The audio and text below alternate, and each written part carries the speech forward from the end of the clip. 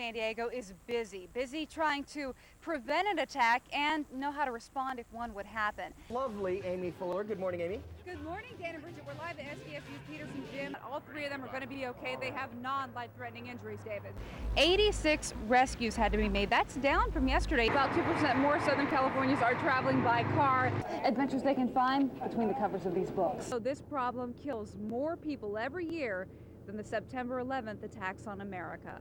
If you're heading downtown for anything else, well, you might want to change your plans and either come here or stay away because it's going to be quite packed. And you guys are live on the KUSI Morning News!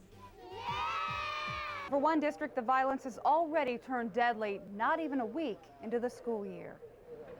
Students in the Grossmont Union School District are reeling after 3 recent traumas. 18-year-old Jessica Turner killed the first day of school in a car crash on her way home from Chaparral High in El Cajon. The same day, 17-year-old Jose Lopez, also from Chaparral, died in an apparent gang shooting. And now a hate crime that left a senior football player injured. It happened as he was leaving practice here at El Capitan High in Lakeside last Friday. They gave the Nazi salute and talked about white power. There are ways to avoid the kind of violence that comes from hate crimes. For one thing, if you get into a tense situation, walk away from it if you can. Parents can also play a role by knowing your child. They need to also talk to their kids about social issues and try to catch those problems before they escalate. There are arrests report in that hate crime. 2 15-year-olds are in custody of juvenile detention. Police are still looking for a 17-year-old.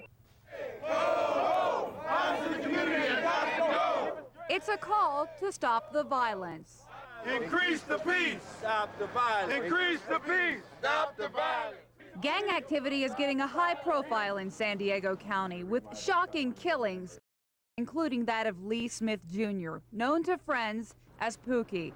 Smith was gunned down on Meadowland after simply walking a friend to the bus stop.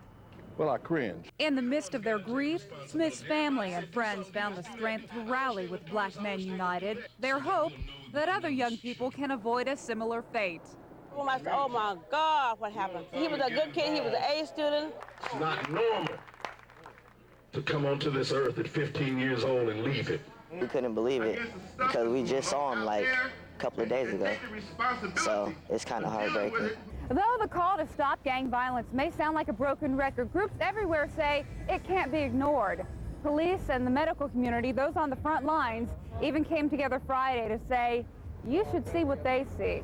The deaths we've had in the last couple of weeks, the young adults and teenagers who've been killed, their deaths can't go unanswered. This is everyone's problem, not just something happening in another part of town. Back at the rally, they echo the sentiment and want to stop the violence before it stops another young life. Amy Fuller, KUSI News. Law enforcement all around, they were very busy today, and we had some questions for them as well. With the 9/11 anniversary, as you say, so close, the issue of Homeland Security is getting even a higher profile. And in Los Angeles today, as Paul mentioned, well, thousands of city and federal workers took part in a drill, an evacuation like they'd have to do in the event of a terrorist attack. The goal? Getting out of those high-rises safely and in an organized fashion. There's over 150 high-rises in the city of San Diego. We participate or get involved at times with those drills.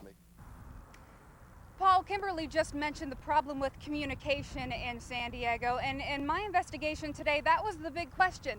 Once it is confirmed that there is possibly a terrorist attack, once if it were to happen in San Diego, how would they alert other high-rises, other points of interest, other tourist attractions? And we tracked down a lot of people today, and an answer we finally got, an exclusive that only KUSI viewers are hearing tonight. Well, the city is going to have a reverse 911 system come January